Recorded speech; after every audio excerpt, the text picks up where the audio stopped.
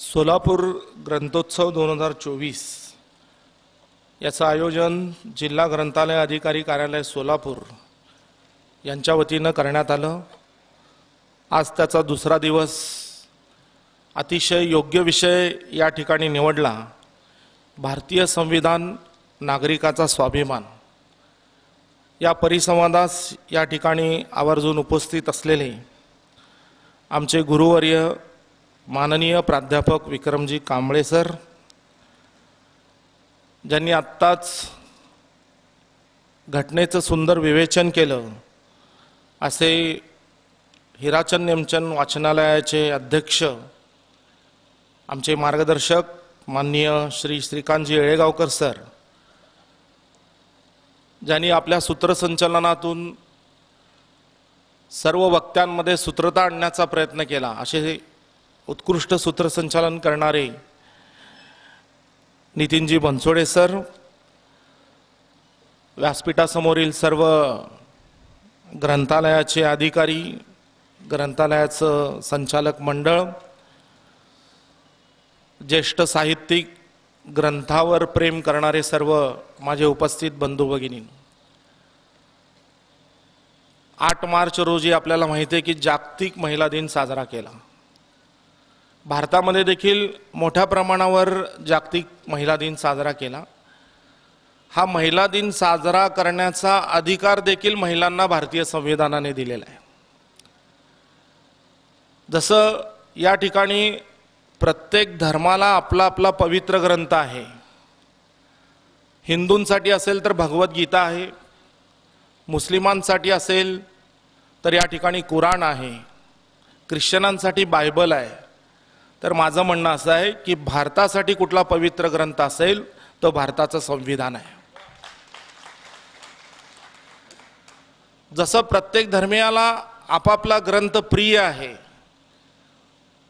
प्रत्येक धर्मीय आपापला ग्रंथ आपल्या घरामध्ये जतन करतो, तसं या भारताच्या नागरिकांनी आपल्या भारताचं संविधान कंपल्सरी आपल्या घरामध्ये ठेवलं पाहिजे, त्याचं वाचन केलं पाहिजे, त्याची माहिती करून घेतली पाहिजे, त्यातले आपल्याला काय अधिकार आहेत ते जाणून घेतले पाहिजेत आणि त्याच्या दुपटीनं या देशाप्रती आपली काय कर्तव्य या संविधानाने आपल्याला दिली आहेत त्याची माहिती करून घेतली पाहिजे आणि ते कर्तव्याचं पालन केलं पाहिजे।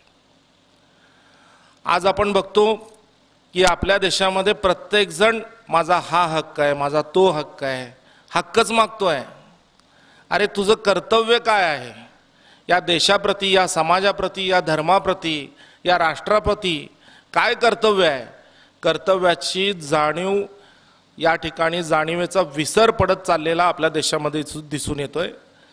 त्यामुळेच चुकीचे राजकारणी राजकारणामध्ये येतात, त्यामुळेच समाजामध्ये गुंडांचा रास होतोय, त्यामुळेच समाजामध्ये महिलांना सुरक्षितता प्राप्त होत नाहीये। आज आपण बघतो की महिलांवर या ठिकाणी किती अत्याचाराचं प्रमाण वाढलेलं आहे। अतिशय कडक कायदे आहेत तरी सुद्धा अत्याचाराचं प्रमाण या ठिकाणी कमी होत नाहीये। अत्याचार भरपूर होत असतात, भरपूर झालेले आहेत, परंतु एखादाच अत्याचार या ठिकाणी उघडकीला येतो आणि मग ज्या ठिकाणी अत्याचार झाला त्या ठिकाणाची सुरक्षितता पडताळण्याचं काम प्रसारमाध्यमं आणि या ठिकाणी इतर माध्यमांच्याद्वारे केले जातं। आपण नुकतंच बघितलं की पुण्यामध्ये एका तरुणीवर ST मध्ये या ठिकाणी अत्याचार झाला। लगेच सगळीकडे एकच बातमी, सर्व ST स्टँड सुरक्षित आहेत का बघा, कुठे STR विनाकारण रिकामे आहेत का बघा। अरे केवळ तेच अत्याचाराचं ठिकाण आहे का? आपण आपल्या देशातली सगळी सुरक्षितता बघा, ज्या ज्या ठिकाणी अत्याचार होत आहेत असे ठिकाणं हुडकून काढा। मुळात अत्याचार होणारी मानसिकता बदलायचा प्रयत्न करा, या दृष्टिकोनातून प्रयत्न होणं गरजेचं आहे। म्हणजे एखादी घटना घडल्यानंतर त्याच्यावर उपचार करण्यापेक्षा घटना घडूच नये याच्यावर उपचार करणं या ठिकाणी अत्यंत गरजेचं आहे, महत्त्वाचं आहे। आणि हे सर्वप्रथम कर्तव्य सरकारचं आहे।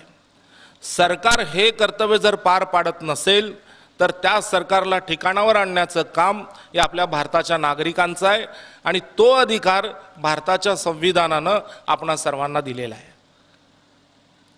जसं या ठिकाणी सरांनी सांगितलं की संविधानाची साक्षरता अतिशय महत्त्वाची आहे.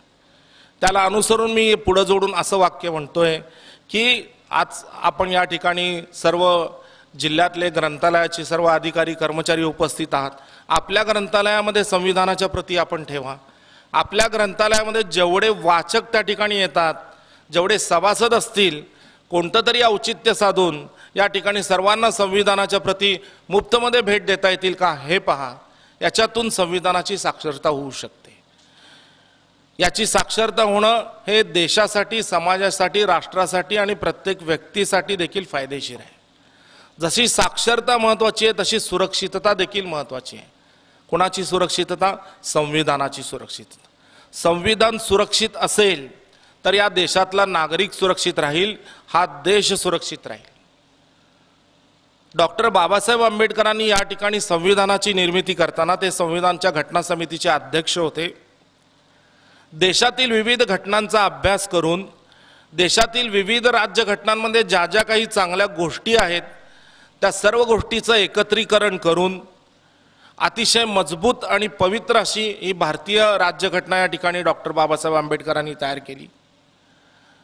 आपण मध्ये निवडणुका जशा जशा लागत जातील तसं काही प्रचार आपल्याला ऐकायला मिळतो की हे संविधान बदलायला निघालेले आहेत, संविधानला असं होणार आहे, संविधानला तसं होणार आहे. मी या ठिकाणी ठामपणे सांगू इच्छितो की संविधान कोणाचा बाप देखील बदलू शकणार नाही. संविधान इतकं मजबूत तयार केलेलं आहे, त्या संविधानाच्या तरतुदींना बेसिक स्ट्रक्चर ऑफ कॉन्स्टिट्यूशन याला कोणीही बदलू शकत नाही. ज्वलंत उदाहरण सांगतो. आमच्या न्यायव्यवस्थेमध्ये असं आहे की माननीय उच्च न्यायालय आणि सर्वोच्च न्यायालयांचे न्यायाधीश नेमण्याचा अधिकार या ठिकाणी ते सर्वोच्च न्यायालय आणि उच्च न्यायालयांना दिलेला आहे. त्यांची एक समिती त्या ठिकाणी बसत असते, कॉलेजियम असं त्याला आपण म्हणतो, आणि त्या समितीमधून त्या ठिकाणी न्यायाधीशांची निवड होत असते. सरकारचं असं म्हणणं होतं की त्या समितीमध्ये एक राज्यकर्ता असला पाहिजे, भले तो सत्ताधारी पक्षाचा एक असेल आणि विरोधी पक्षाचा असेल, की जेणेकरून त्या निवड समितीमध्ये पारदर्शकता असावी. नाहीतर मी एक सर्वोच्च न्यायालयाचा न्यायाधीश आहे, माझा नातेवाईकच मी त्या ठिकाणी न्यायाधीश म्हणून घेतला, अशा काही घटना होऊ नयेत म्हणून सरकारनं ती तरतूद आणण्याचा प्रयत्न केला आणि त्यासाठी कायदा देखील बनवला.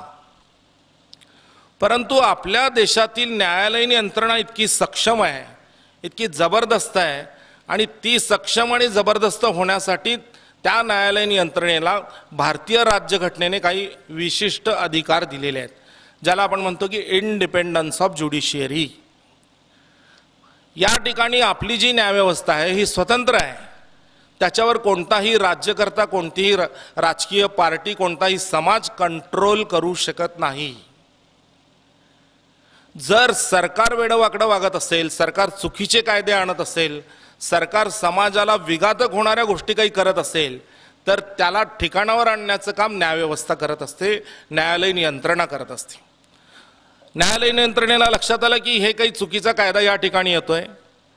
न्यायालयाने ते कायदा मागवून घेतला, त्याच्यावर अभ्यास केला, कॉन्स्टिट्यूशनला या ठिकाणी मागवून घेतलं, कॉन्स्टिट्यूशनमध्ये काय अधिकार या ठिकाणी न्यायप्रणालीला दिलेले आहेत याचा अभ्यास केला, आणि सरतेशेवटी त्याचं उत्तर असं आलं की डॉक्टर बाबासाहेब आंबेडकरांनी जी राज्यघटना केलेली आहे त्या राज्यघटनेच्या बेसिक स्ट्रक्चरचं उल्लंघन करणारा हा कायदा असल्यामुळं तो कायदा या ठिकाणी निष्कासित करण्यात आला आणि न्यायालयीन यंत्रणेवर कोणाचंही कंट्रोल असू शकत नाही, हे पुन्हा एकदा या ठिकाणी सर्वोच्च न्यायालयाने आपल्या निकालाद्वारे सिद्ध करून दाखवलं.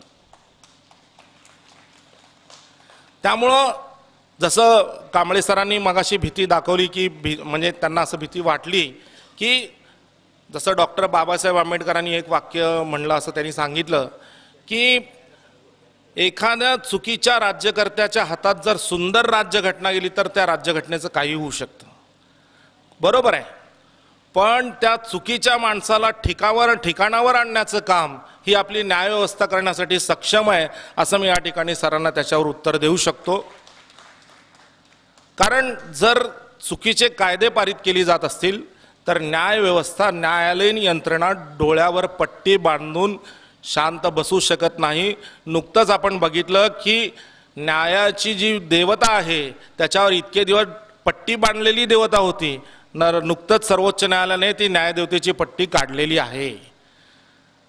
म्हणजे तुम्ही आमच्यासमोर काही करा, आम्ही डोळे बंद करून बघू शकत नाही.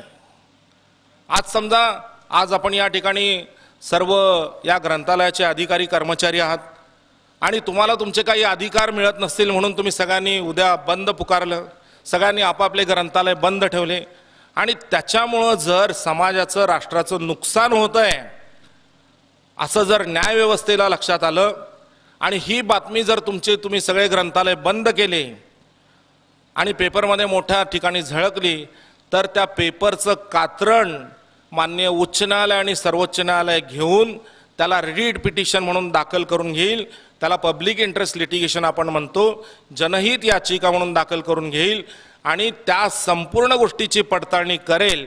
आणि जर ग्रंथालय बंद ठेवणं हे चुकीचं वाटत असेल तर न्यायालय सर्व ग्रंथालयाच्या अध्यक्ष अधिकारी त्यांचे जे काही संचालक मंडळ असेल तर त्यांना आदेश देईल की तुम्ही ग्रंथालय उद्यापासून चालू करा, कारण हे तुमचं ग्रंथालय बंद करणं असंविधानिक आहे. मी एक उदाहरण दिलं, आपण याच्याशी संबंधित आहात. आपण बघत असतो की बरेच डॉक्टर लोक संपावर जातात आणि डॉक्टर लोक संपावर गेल्यामुळं गरीब जनता सिव्हिल हॉस्पिटलच्या सारख्या ठिकाणी ट्रीटमेंटला जात असते आणि मग डॉक्टर संपावर गेल्यामुळं त्यांच्यावर उपचार केले जात नाहीत. मग हा समाजाचा ऱ्हास आहे, जनतेचा ऱ्हास आहे. मग ही गोष्ट न्यायालयीन यंत्रणा डोळे मिटून बंद करून या ठिकाणी बघू शकत नाही. त्यामुळं न्यायालयाला एवढे अधिकार दिलेले आहेत की न्यायालय स्वतःहून या ठिकाणी एखादी याचिका दाखल करून घेऊन त्या ठिकाणी घटनेच्या कोणत्याही तरतुदींची पायमल्ली तर होत नाही ना याचा अभ्यास करून या देशाला, समाजाला आणि घटनेला सुरक्षित ठेवण्याचं काम न्यायालयीन यंत्रणा करत असते.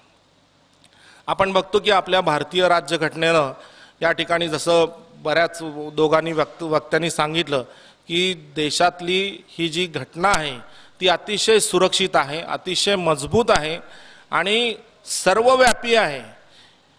या घटनेनुसार या देशातील नागरिकांना समान अधिकार दिलेले आहेत, प्रत्येकाला समान अधिकार आहे. तो स्त्री असू दे, पुरुष असू दे, काळा असू दे, गोरा असू दे, श्रीमंत असू दे, गरीब असू दे, कोणी असू दे.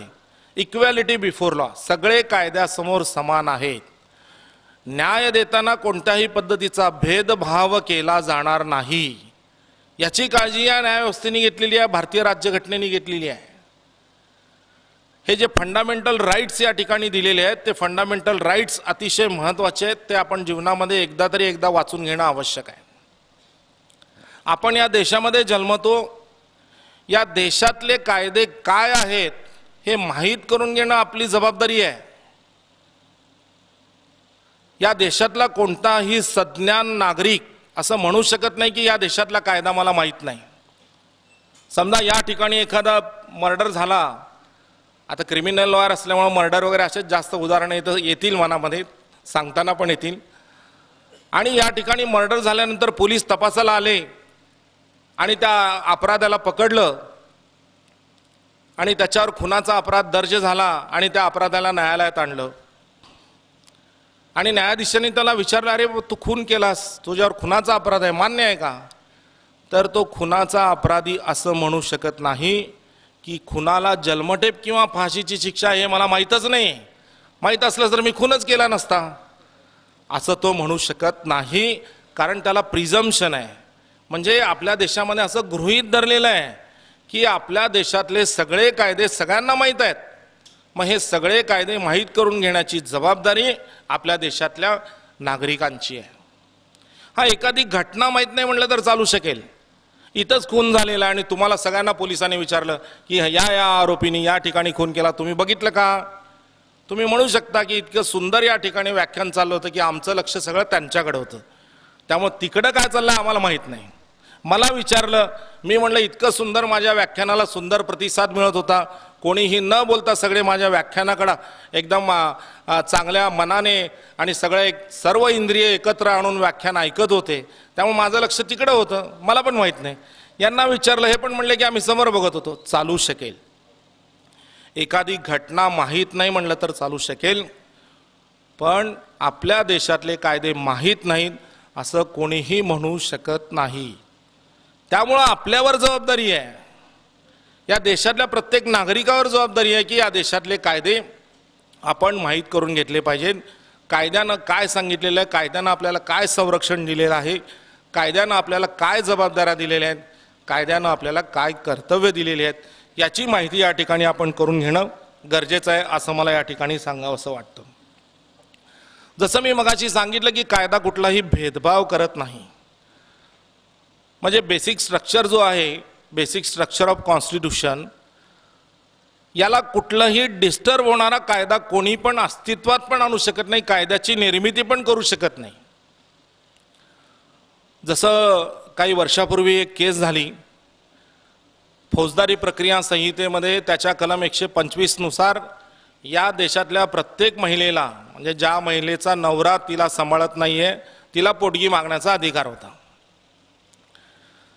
त्या तरतुदीमध्ये कुठला धर्म, तो हिंदूचा आहे, मुस्लिमचा आहे, ख्रिश्चनचा आहे, याची काही तरतूद नाही आहे, ज्याला आम्ही CRPC 125 खाली म्हणतो. आणि एक मुस्लिम महिलेने त्या ठिकाणी अर्ज केला की माझा नवरा मला सांभाळत नाहीये, त्यामुळे मला या ठिकाणी पोटगी मिळवून देण्यात यावी. लगेच कोर्टाने त्याची शहानिशा केली आणि महिलेचं म्हणणं खरं आहे असं वाटलं आणि पोटगी मंजूर केली. त्यावेळेच्या सरकारनं या ठिकाणी ही पोटगी मंजूर झाली, त्या धर्माचा अपमान झाला असं काही लोकांनी ती प्रतारणा केली आणि मग त्या ठराविक धर्माला प्रोटेक्ट करण्यासाठी एक ठराविक कायदा त्या ठिकाणी अस्तित्वात आणण्याचा प्रयत्न केला गेला. आणि मग त्या कायद्याच्या आधारावर बरेच निर्णय या ठिकाणी आले. मग त्या कायद्यामध्ये जर असं म्हणत असतील की मुस्लिम महिला आहे, तिला पोटगी मागण्याचा अधिकार आहे तिच्या नवऱ्यापासून, मग मुस्लिम महिला संरक्षित आहेत का, असा विचार झाला. आणि मग त्यावेळेला जरूर पडली की मुस्लिम वुमन्स प्रोटेक्शन ॲक्ट हा कायदा आणणं गरजेचं आहे. ते नाही आणलं तर भारतीय संविधानाचा मूळ कणा, बेसिक स्ट्रक्चर डिस्टर्ब होण्याची शक्यता आहे. कारण इक्वॅलिटी बिफोर लॉ आहे, कोणताही धर्मभेद नाही, कोणताही वंशभेद नाही आहे असं जर आपण म्हणत असेल तर मग या ठिकाणी स्पष्टता होणं गरजेचं आहे. त्या स्पष्टतेसाठी तो कायदा मग अस्तित्वात आला आणि त्या कायद्याची अंमलबजावणी सुरू झाली. असे वेळोवेळी जशी गरज भासेल तसे तसे विविध प्रकारचे कायदे या ठिकाणी सरकार समाजाच्या, देशाच्या आणि राष्ट्राच्या सुरक्षिततेसाठी या ठिकाणी अंमलात आणत असतं. परंतु ते आणत असताना भारतीय राज्यघटनेचा या ठिकाणी विमोड होणार नाही हे बघण्याची जबाबदारी या ठिकाणी न्यायालयाची आहे. जसं आपण बघितलं की गुंडांचा जास्त वावर झाला तर मोकासारखा कायदा येतो, टाडासारखा कायदा येतो आणि मग त्या गुंडांच्या गुंड प्रवृत्तीला आळा घालण्याचं काम या ठिकाणी सरकारमार्फत केलं जातं. ज्या वेळेला एखाद्या कोणत्याही व्यक्तीच्या विरोधात कोणतीही घटना घडते, जसं मी मगाशी सांगितलं की एखाद्याचा खून झाला, त्याचा भाऊ, बहीण, नातेवाईक, पत्नी, आई, वडील कोणीतरी जाऊन पोलीस स्टेशनला फिर्याद देईल की नावाच्या व्यक्तीने अमुक अमुक असं खून केलेला आहे. या भारतीय राज्यघटनेमध्ये असं सांगितलेलं आहे की या देशातील सगळ्यांची सुरक्षितता करण्याची जबाबदारी सरकारची आहे. त्यामुळं जरी अमुक अमुक व्यक्तीच्या भावाचा खून झाला असला, तो भाऊ न्यायालयामध्ये येऊन फिर्याद देत असेल, पोलीस स्टेशनला फिर्याद देत असेल, तर त्याच्या वतीनं मोफतमध्ये खटला लढण्याचं काम सरकार करतं. कारण हा समाजाविरुद्ध घडलेला अपराध आहे. समाजामध्ये शांतता व सुव्यवस्था ठेवणं हे सरकारचं काम आहे. आणि ती जर अबाधित नाही राहिली तर सरकार या ठिकाणी त्या व्यक्तीच्या वतीने खटला दाखल करतं आणि मग ती केस चालत असते. म्हणून जेव्हा जेव्हा तुम्ही पेपरला बातम्या वाचता, खटल्यांचे निकाल असतात, महाराष्ट्र सरकार विरुद्ध अमुक अमुक आरोपी, सरकारचं प्रत्यक्षात काही झालेलं असतं का? सरकार हे आम्हाला रिप्रेझेंट करत असतं.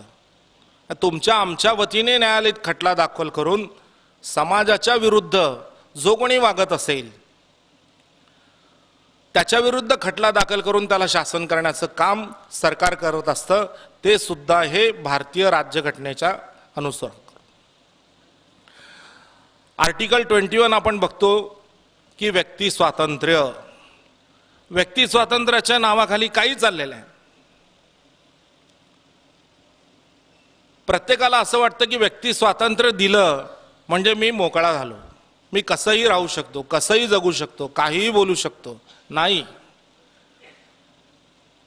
आमच्या कायद्यामध्ये एक कुठली महत्त्वाची गोष्ट असेल तर कायदा वाचल्यानंतर कायद्याच्या खाली काही अपवाद दिलेले असतात, ते अपवाद वाचणं गरजेचं आहे. व्यक्ती स्वातंत्र्य आहे, पण ते व्यक्ती स्वातंत्र्य काही गोष्टींना नियमाला अनुसरून आहे. आता व्यक्ती स्वातंत्र्य आहे म्हणून कपडे काढून आपला रस्त्यावर उघडा नागडा फिरू लागला चालेल का? तुला व्यक्ती स्वातंत्र्य आहे, तुला जर उघडा नागडा फिरायचं तर तू घरामध्ये फिर, हा व्यक्ती स्वातंत्र्य. काय करायचं कर. घरामध्ये पण खिडक्या उघड्या ठेवल्या, दारं उघडं ठेवल्या, समोरच्या व्यक्तीला दिसेल असं काहीतरी वेडवाकडं करू लागला, चालेल का? नाही चालणार. कारण त्या ठिकाणी जो कोणी समोरचा व्यक्ती ज्याला आपलं शरीराचं प्रदर्शन होणार आहे त्याचा विनयभंग होणार असेल तर विनयभंगाचा गुन्हा दाखल होईल. मग मी व्यक्ती स्वातंत्र्य आहे म्हणून असं नाही चालणार. ही त्याच्या खाली दिलेले अपवाद असतात. भाषणाचं स्वातंत्र्य आहे. आता मी या ठिकाणी भाषण करतो, भाषणाचं स्वातंत्र्य म्हणून हिंदूंना शिव्या दिला, इकडं जास्त मुस्लिम आहेत म्हणून, जिथं मुस्लिम बहुल आहेत त्या ठिकाणी ख्रिश्चनांना शिव्या दिल्या, आणि धर्माधर्मामध्ये तेढ होईल अशी जर मी भाषणं करू लागलो आणि ज्याच्यामध्ये लॉ अँड ऑर्डरचा प्रॉब्लेम क्रिएट होईल, मग मी भाषण स्वातंत्र्य म्हणून अशी भाषणं करू शकतो का? नाही करू शकत. कारण त्याला बंधन आहेत. पुन्हा देशाची सुरक्षितता, राष्ट्राची सुरक्षितता, कायदा व सुव्यवस्थेचा प्रॉब्लेम निर्माण होऊ नये असं वक्तव्य प्रत्येकाने केलं पाहिजे. आज आपण या ठिकाणी ग्रंथोत्सवामध्ये आलो. ग्रंथ लिहिण्याचा अधिकार आहे, लिहा ग्रंथ, परंतु इतर धर्मांचा अपमान होईल, महापुरुषांचा अपमान होईल, स्त्रियांचा अपमान होईल, स्त्रियांनी लिहिलं पुरुषांचा अपमान होईल, बालकांचा अपमान होईल, असे ग्रंथ लिहिले तर चालतील का? नाही चालणार. बंधन आहे.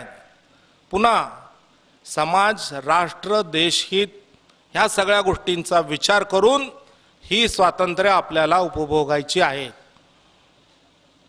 प्रत्येकाला व्यापार करण्याचा स्वतंत्र अधिकार आहे, प्रत्येकाला दुकान टाकण्याचा अधिकार आहे.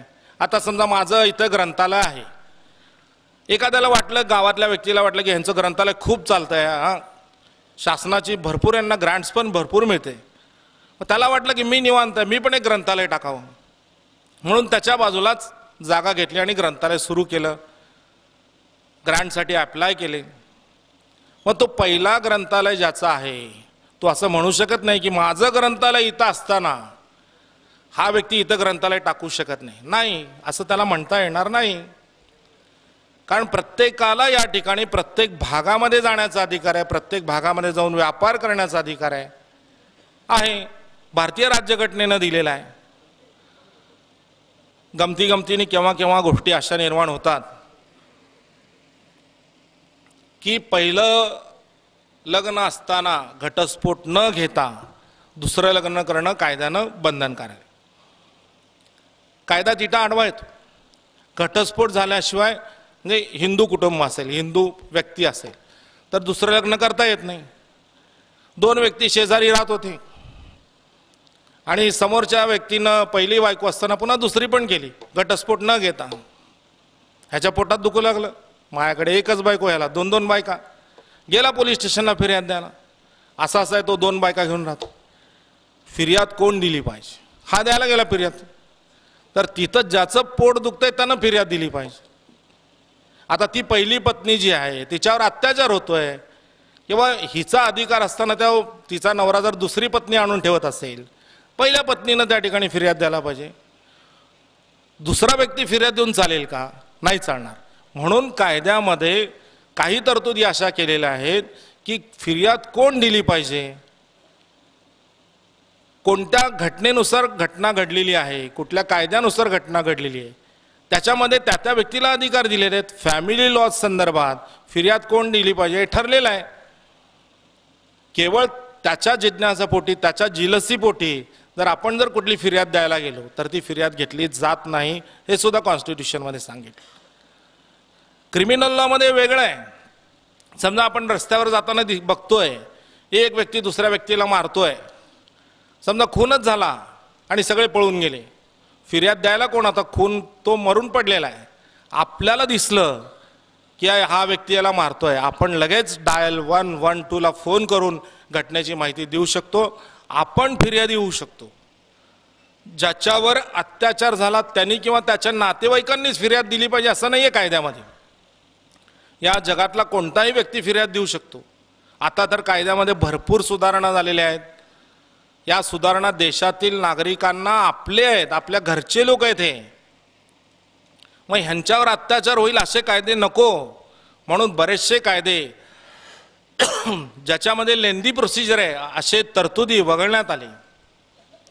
कित्येक लोकांना वाटतं की आपण फिर्याद दिली तर पोलीस आपल्याला वारंवार बोलवतील, वारंवार कोर्टात जावं लागेल, तारखा अटेंड कराव्या लागतील, कामधंदे सोडावे लागतील. आता नवीन कायद्यामध्ये तशी तरतूद नाही आहे. तुम्ही या ठिकाणी टेलिफोनवरून देखील फिर्याद नोंदवू शकता. पोलिसांची वेबसाईट आहे त्याच्यावरून देखील फिर्याद नोंदवू शकता. आणि जेव्हा तुम्हाला वेळ मिळेल 1-2 दिवसामध्ये, 3 दिवसाच्या आत, नंतर जाऊन साईन करू शकता. तुम्हाला वाटलं की तुमचं नाव गुप्त ठेवायला पाहिजे काही केसेसमध्ये, तर तुमचं नाव देखील गुप्त ठेवण्यात येईल. अशा तरतुदी केलेल्या आहेत. आपल्या देशातल्या कायद्यांची नावं पण बदलली, त्याच्यावर आपल्याला बरीच चर्चा ऐकायला मिळाली. आज IPC होता आमचा भारतीय दंड संहिता, तर ते कायद्याचं नाव बदललं. लोकांना वाटलं की कायद्याचं नाव बदलायची काय आवश्यकता होती. त्या पाठीमागची पार्श्वभूमी अशी की आपल्या भारताचं संविधान हे भारताच्या लोकांना संरक्षण देण्यासाठी आहे. मग आम्हीच आमच्या लोकांवर दंड करणार का? छोटे छोटे अपराध केलेले अपराधी असतील, विनाकारण ते पोलीस स्टेशनला हेलपाटे मारणार का? पोलिसांच्या भ्रष्टाचाराला बळी पडणार का? समाजातील काही गुन्हेगारी लोक आहेत त्यांच्या भ्रष्टाचाराला बळी पडणार का? त्यामुळं कायदा लिबरल झाला. आता तो लिबरल करताना आधार कोणाचा घेतला असेल तर तो भारतीय राज्यघटनेचा आधार घेतलेला आहे. आज कायदा असं झालेलं की 7 वर्षापर्यंत ज्या अपराधांना शिक्षा आहे त्या अपराधांमध्ये पोलीस त्या व्यक्तीला अटक करू शकत नाहीत. आज आपण ग्रंथालयामध्ये काम करत असतो, बऱ्याच वेळेला जसं आम्ही सांगितलं एखादं ग्रंथालय खूप चांगलं चाललेलं आहे आणि एखाद्याचं ग्रंथालय चांगलं चालत नाही, त्याला असं वाटत असतं की एक ग्रंथालय बंद पडल्याशिवाय माझं ग्रंथालय सुधारणार नाही, म्हणून तो विविध प्रकारच्या युक्त्या करून त्या व्यक्तीला अडकवण्याचा प्रयत्न करत असतो. म्हणून मग छोटे मोठे गुन्हे दाखल करणे, विविध प्रकारे त्रास देणे, अशा काही गोष्टी चाललेल्या असतात. मग अशा खोट्या तक्रारींपासून संरक्षण मिळण्यासाठी सुद्धा नवीन कायद्यामध्ये तरतुदी आलेली. पूर्वी काय होतं, कोण पण कोणाविरुद्ध पण तक्रार दाखल झाली की कोर्ट नोटीस काढत होतं. आता तसं होत नाही. नवीन कायद्यामध्ये ती तरतूद आली की एखाद्या विरोधात कोणतीही तक्रार दाखल झाली असेल न्यायालयामध्ये तर त्या तक्रारीची न्यायाधीश सर्वप्रथम शहानिशा करेल. ज्याच्या विरुद्ध तक्रार झाली त्याचा रिपोर्ट मागवेल, त्याची सत्यता काय. तो जर शासकीय अधिकारी असेल किंवा शासनाचं अनुदान घेणारी संस्था असेल तर त्यांच्या वरिष्ठांकडनं त्यांचा रिपोर्ट मागवला जाईल, सत्यस्थिती काय, आणि मगच त्यामध्ये कॉग्निझन्स घेऊन त्या खटल्याची सुनावणी होईल. म्हणजे हे कायद्यामध्ये सुधारणा करताना ज्येष्ठ नागरिकांना या ठिकाणी संरक्षण दिलेलं आहे. ज्यांचं वय 60 वर्षापुढं 60 वर्षापेक्षा जास्त असेल, महिला असतील, आजारी व्यक्ती असतील, बालक असतील, तर यांना पोलीस स्टेशनमध्ये सुद्धा बोलवता येणार नाही. त्यांचा जबाब घ्यायचा असेल तर आमची पोलीस यंत्रणा त्यांच्या घरी जाऊन त्यांचा जबाब नोंदवेल. ही कायद्यामध्ये सुधारणा झालेली आहे. हे कशावरून केलं? हे भारतीय राज्यघटनेवरून केलेलं आहे. आपल्या भारताचे लोक सुरक्षित राहावेत, आपल्याच कायद्यामुळं, छोट्या छोट्या गोष्टींमुळं आपल्या देशातील समाजातील लोकांना कोणत्याही पद्धतीचा त्रास होणार नाही याची तरतूद भारतीय संविधानामध्ये केलेली असल्यामुळं त्याचा उपयोग करून या ठिकाणी नवीन कायदे जे भारतीय दंड संहिता काढून या ठिकाणी BNSS आणि BSA असे कायदे अस्तित्वात आलेले आहेत. तर ते सुद्धा अस्तित्वात येताना त्याचा जर कुठला आधार घेतला असेल तर तो या ठिकाणी भारतीय राज्यघटनेचा आधार घेतलेला आहे. आपण बघतो की राज्यांमध्ये वाद होतात. महाराष्ट्र, कर्नाटक आहे, पाणी प्रश्नावरून वाद होतोय, सीमेवरून वाद होतोय, राज्यांच्या नावावरून वाद होतोय. अमुक सरकार आलं की हे नाव काढतं ते नाव ठेवतं. तर हे नाव बदलण्याची तरतूद, सीमेच्या तरतुदी ह्या सगळ्या कुठं असतील तर हे सुद्धा भारतीय राज्यघटनेमध्ये दिलेले आहेत. त्याचा अभ्यास केला तर हे योग्य आहे का अयोग्य आहे हे आपण बघू शकतो. जसं मी मगाशी सांगितलं की भारतीय संविधानाच्या प्रती प्रत्येक ग्रंथालयामध्ये ठेवल्या पाहिजेत. जमलं नाही, आज आपण जर गुगलवर भारताचे संविधान टाईप केलं तर तुम्हाला सगळं संविधान वाचायला मिळेल.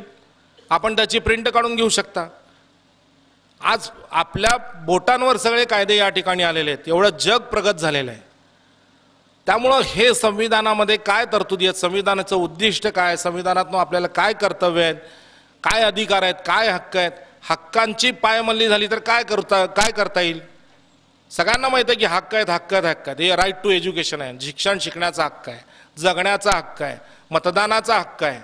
मग माझा हक्क जर कोणी हिरावून घेऊत असेल तर काय त्याचं काय करणार मग. तर त्याला डायरेक्ट न्यायालयामध्ये या ठिकाणी दाद मागता येईल. माननीय उच्च न्यायालय, माननीय सर्वोच्च न्यायालय या ठिकाणी याचिका दाखल करता येईल.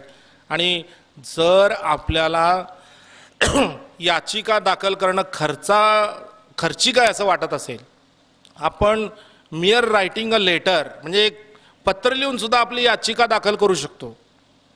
आणि ते पत्र कोर्ट याचिका म्हणून दाखल घेऊन ते खरंच जनहित याचिका याची पडताळणी केली जाईल आणि त्यातून तुम्हाला न्याय देण्याचा प्रयत्न केला. आपल्यात कसं असतं, आपल्या देशामध्ये थोडं काय सवलत दिलं की त्याचा एकदम स्फोट व्हायला चालू होतं. मग प्रत्येक जणच पत्र टाकायला चालू होतं आणि प्रत्येक हजारो याचिका न्यायालयामध्ये येऊ लागल्या. मग ह्याचा कंट्रोल करण्यासाठी पुन्हा न्यायालयाला दुसरा कायदा आणावा लागला. जर कोणी खोटी याचिका दाखल करेल तर त्याला 50,000चा दंड देखील ठोठावला जाईल. करावं लागतं. कारण कायद्याचा उपयोग जसा आपण करून घेतो तसं दुरुपयोग पण करणारे भरपूर लोक आहेत. तसं आज बघतो आपण बाल लैंगिक अत्याचार अतिशय कठोर कायदा आहे. त्याच्यामध्ये अपराध्यानं अपराध केलेला आहे असं गृहीत धरलेलं आहे. प्रत्येक केसमध्ये सरकारला सिद्ध करावं लागतं की ह्याने हा अपराध केला, त्यांनी हा अपराध केला.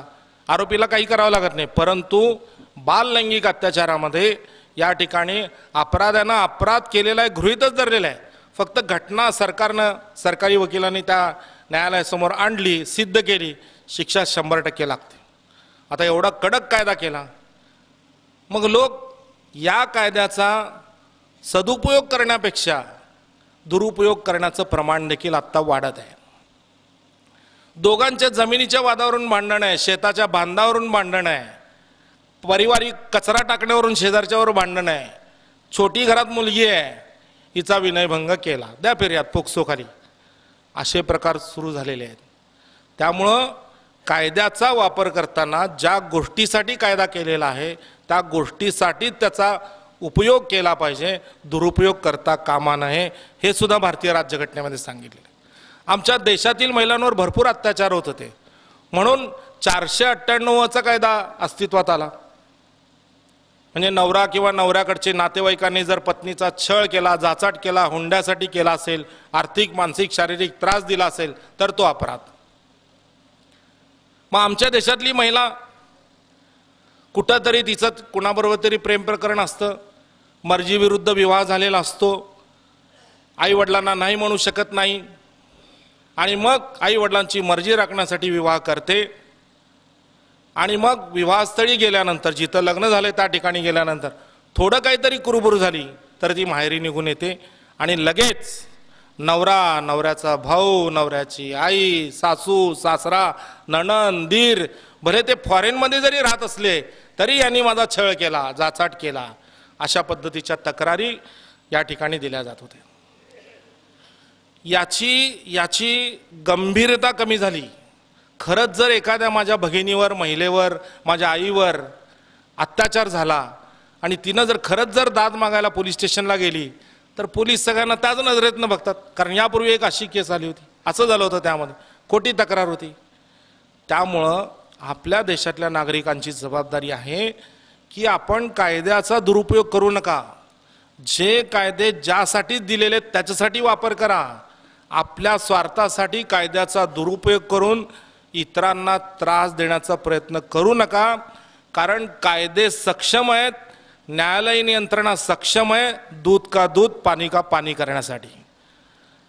न्यायव्यवस्थेचा कोणीतरी दुरुपयोग करून आपला स्वार्थ साधण्याचा कोण प्रयत्न करत असेल आणि न्यायालयाला वाटलं की ही खोटी फिर्याद आहे, या व्यक्तीने त्रास देण्यासाठी खोटी फिर्याद दाखल केलेली आहे, तर अशा खोटे फिर्याद दाखल करणाऱ्याच्या विरोधात ज्याला त्या फिर्यादीतून त्रास झालेला आहे तो अब्रू नुकसानीचा दावा दाखल करू शकतो. किती रुपयाची अब्रू गेली ते त्यांनी ठरवायचं. समोरचा किती रुपयापर्यंत नुकसान भरपाई देऊ शकतो त्याचा विचार केला पाहिजे. नाही तर समोरचा आहे भिकारी आणि यांनी म्हटलं 10 कोटीचा दावा केला. अरे कोर्टाने मंजूर जरी केला 10 कोटीचा दावा तर तो 10 कोटी देऊ शकणार आहे का? नाही देऊ शकणार. ज्याला अब्रू नुकसानीचा दावा नको आहे पण त्याला जेलमध्ये बसवायचं आहे करता येईल, डिफॉमेशन खाली फिर्याद दाखल करता येईल. त्यामुळं भारतीय संविधानाला अनुसरून मला असं सांगावायचं आहे की जे काही देशातले जे काही कायदे आहेत ते सगळे कायदे संविधानाला अनुसरून आहेत, असतील आणि पुढे देखील राहणार आहेत. संविधानाच्या विरुद्ध जाऊन कुठलाही कायदा या ठिकाणी अस्तित्वात येणार नाही, कोणीही आणू शकत नाही. कारण भारतीय संविधान हे इतकं मजबूत संविधान आहे, त्या संविधानाला कोणीही बिघडवू शकत नाही. त्यामुळं माझी या ठिकाणी सर्वांना विनंती राहील की जे काही कायदे आहेत त्याचं जतन करा, भारतीय संविधानाचं जतन करा. जर आपण कायद्याचं जतन केलं तर कायदा आपलं जतन करेल अशी मी विनंती करतो. मला इथं बोलवलं, अध्यक्षीय भाषण करायला आलो. माझी पात्रता नाही माझ्या गुरूंसमोर मी बोलणं. जवळपास मी 89 साली सरांचा विद्यार्थी होतो. 11वी-12वीला क्लासमध्ये इंग्रजी शिकलो होतो. आज जवळपास 30-35 वर्षानंतर पुन्हा सरांचं भाषण ऐकायचा योग आला. सर मला त्यावेळेला इंग्रजीत शिकवत होते, आज मराठीतून भाषण त्यांचं ऐकलं. त्याबद्दल आयोजकांचे या ठिकाणी आभार व्यक्त करतो. जय हिंद, जय महाराष्ट्र. खूप खूप धन्यवाद सर. एक आठवण मला सांगायची आहे सर. तुम्ही खूप साध्या आणि सोप्या भाषेमध्ये भारतीय संविधानाच्या अधीन राहूनच भारतामधले सर्व कायदे आहेत याची मांडणी तुम्ही केली. आपल्या सर्वसामान्य लोकांना समजेल अशा भाषेमध्ये माननीय न्यायाधीश विभा कंकणवाडी मॅडम यांचा इंटरव्ह्यू